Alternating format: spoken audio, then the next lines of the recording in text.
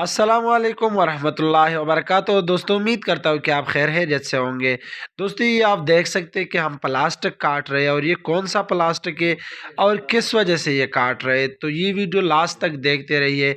अगर सर्दी में आपका मक्खियाँ कमज़ोर हो जाती है तो ये काम करके इंशाल्लाह आपका मक्खियाँ इतना ज़्यादा कमज़ोर नहीं होगा और ये ग्रोथ भी अच्छा पकड़ेगा जब सर्दी ख़त्म हो जाएगा, क्योंकि इसका तादाद बरकरार रहेगा। और तादाद किस वजह से बरकरार रहेगा ये भी मैं आपको इस वीडियो में इंशाल्लाह बताने वाला हूँ।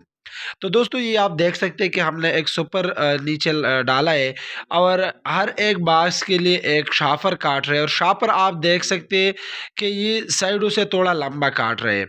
और ये शापर कौन सा है, ये किताबों के ऊपर जो चढ़ाया जाता है 6 mm और 4 mm, इस दोनों में अगर आप जो भी लेना चाहते हैं, लेकिन वेस्ट जो है वो 6 mm वाला है।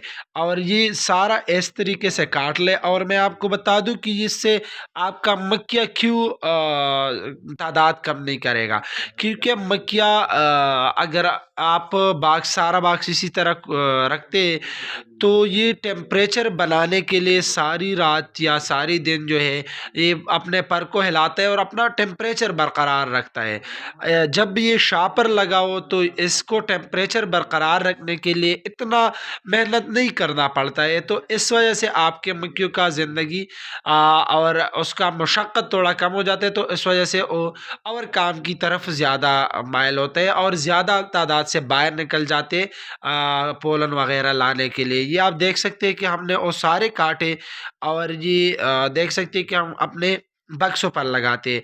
और बक्सों पर लगाते मैंने आपको बताया था कि थोड़ा सा लंबा काटे। ये लंबा ये देख सकते हैं कि लंबा इस वजह से काटा है कि बारिश अगर हो भी तो तब भी जो आगे अंदर कपड़े वो भीगे न हो जाए, वो उसकी पानी अंदर न चला जाए या वो बारिश की वजह से गीला ना हो जाए।